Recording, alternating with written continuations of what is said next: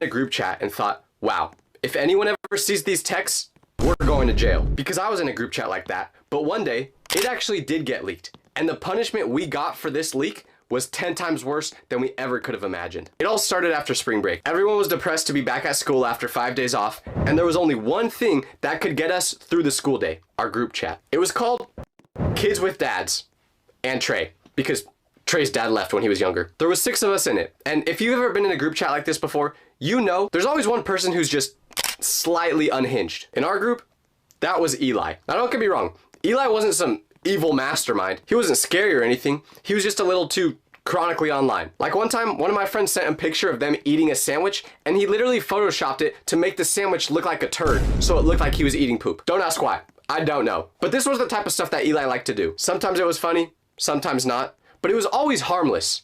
Until it wasn't. Because on a random Wednesday, during the last hour of school, I see a random message pop up in the group chat. It's from Eli, and it just says, "Nobody come to school Friday." What? I scroll up to see if I missed something. Was this part of some other joke? Did I miss the bit? But nope. That was it. Completely unprovoked, he sent that message. Now, if you're a normal person, your brain probably immediately goes, okay, red flag. That's weird. But this was Eli we were talking about. This dude made a fake mixtape one time dissing his teacher that made my ears want to bleed. So naturally, none of us took the message seriously. We're all just replying with jokes like, bro thinks he's him. I wasn't going to school anyway. And I just dropped a meme of SpongeBob in there that said, I'ma head out. None of us thought much of the text. Or at least we thought. Because there was one person in the group chat that didn't respond to the message at all. Marcus. See, Marcus was the responsible one in our group. Like, he actually had goals in life and wanted to have a good career.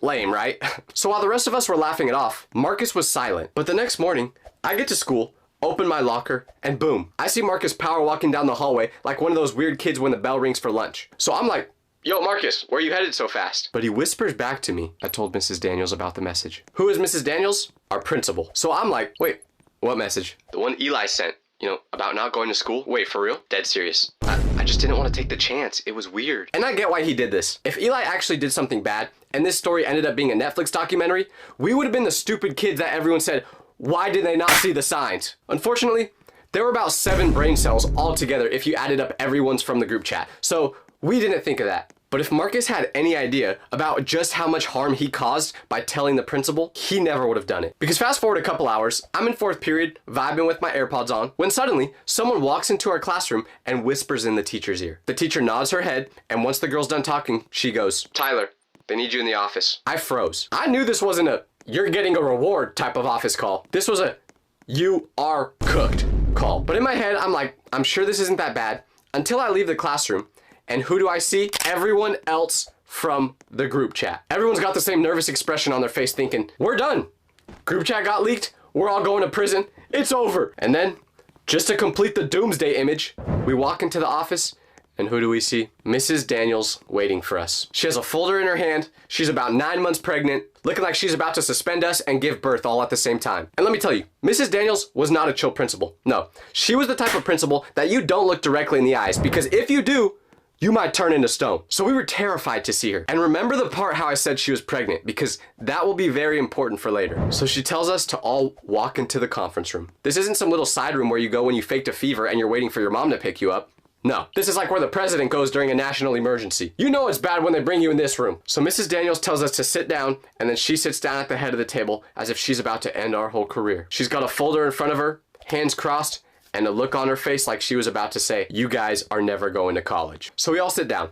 No one speaks. It is pitch silent. You can literally hear the air conditioning humming. Mrs. Daniels opens the folder, and then she says, so, I'm gonna read you guys a message.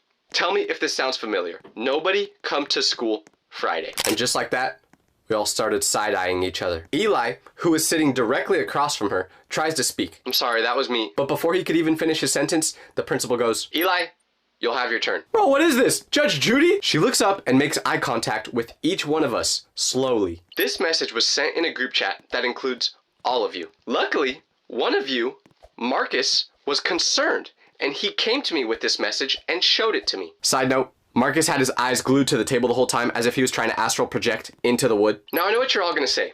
It was a joke.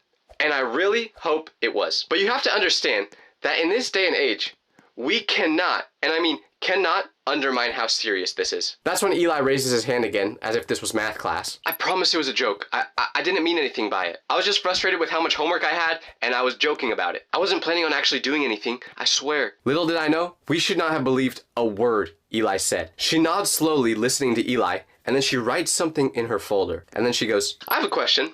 Why did no one else report this? And suddenly, all our heads started to swivel, looking at each other like we were watching a tennis match. If any of you felt that this message was concerning, you had a responsibility to report it to me, even if it turned out to be a joke. But none of you did.